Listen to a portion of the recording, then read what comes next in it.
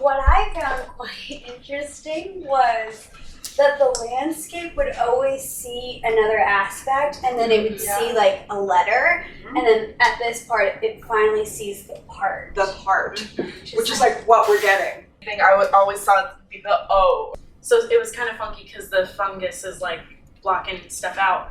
I noticed that when Jericho was reading, he added like the or like filler words to make sense of it. Right. Because the fungus isn't making sense. Yeah. So like it helps our understanding. It's like the constraints that like it's like really hard for us to make sense. Yeah. What does stalobate mean? A continuous base supporting a row of columns in classical Greek. You know what's interesting about that not once did the fungus block out that entire word like completely. Yeah. And it's the base. Whoa. So That was right.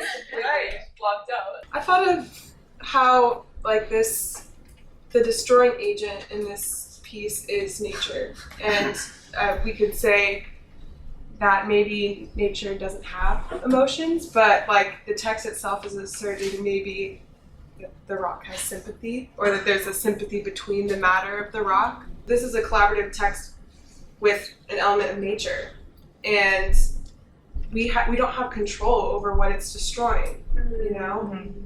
And if we revert it back to the intent of the experiment to reverse this process of destruction that we create as humans, we do have control over that. But in some ways, I think that we've removed that feeling of control, you know? We feel like there's maybe this apathy surrounding environmental issues and stuff like that. And so I find that interesting, that in this reversal, we're seeing this exaggerated form of that there's not a control in what this fungus is destroying of the text.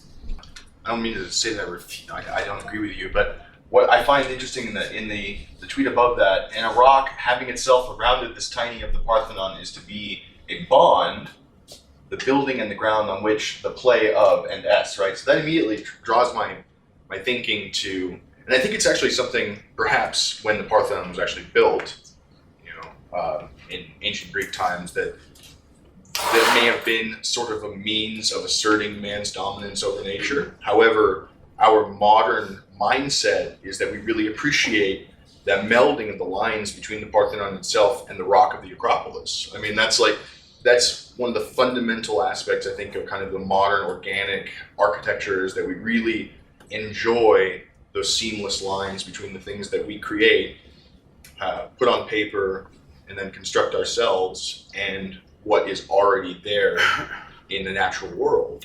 Because we can't remove ourselves entirely from that connection with nature. It's impossible. I mean, just short of turning our brains into some mechanical thing, But like, even beyond that, just encountering man's form in nature, or humankind's form in nature, is like, we immediately recognize that.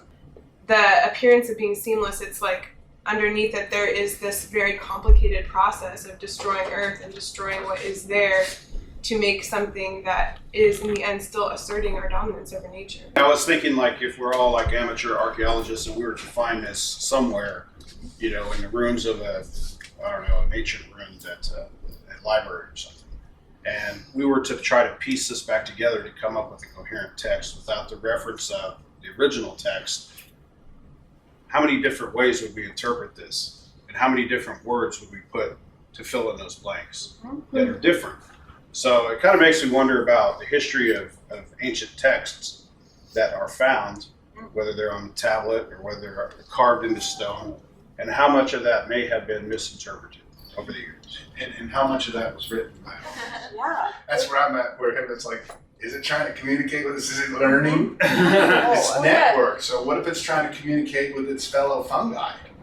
This is kind of a vibe or feeling I get from this. This is almost like something that was printed or created by an AI program, like these really kind of chopped up, unnatural sentences that nobody would use. Even when they make sense, it's kind of like nobody would say it like that. So I think maybe one of the reasons why people were laughing when they saw the feed right away is like, oh, well, fungus can't destroy us as humanity, but maybe AI can. The fact that it takes the language of AI. It's so interesting.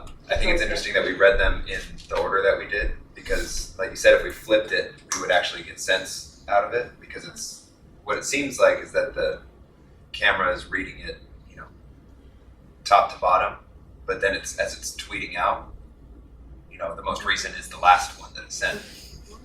So I think it'd be interesting to try to read it both ways. If you read the line right in the middle and sympathy between rock and, but you read it backwards and the rock between sympathy and, it's pretty interesting how it changes the whole. Reading it this way, we're gonna feel like we're kind of searching for that structure and searching for that understanding, which maybe is what the fungus is trying to do It as well. becomes a meta text, right? Yeah. It's meta fungus here, yeah. I think it would be interesting if you were to do it again with the same exact text to see if the fungus would take the same path. Ooh, Because yeah. then it Exact would same, see yeah. That's a good idea. Side by what side, is it doesn't like, what does nature not want in this text, and then it goes back to when we was talking about how we make our own sense of it. So when we find these texts and we add in words to make it sense to us, what if the fungus is taking out those things that we've put in? What if it's going back to the natural form of it? Fungus and moss and all these elements would eat away at the actual architecture itself without humans having the energy to observe it. I think it's almost like it's kind of symbolic of what it's talking about, eating away, talking about the Parthenon. Right. And that's already kind of happened in the Parthenon in a way.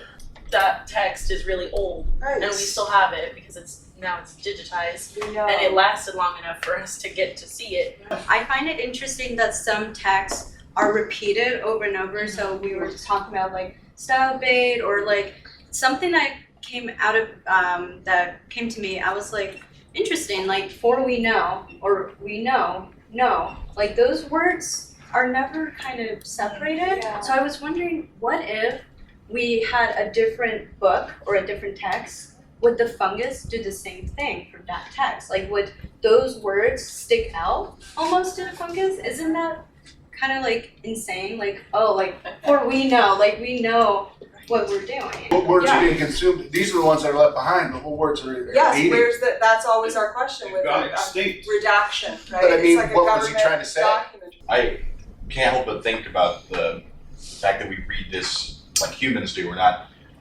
if we were to read it like fungus would, it would be significantly different.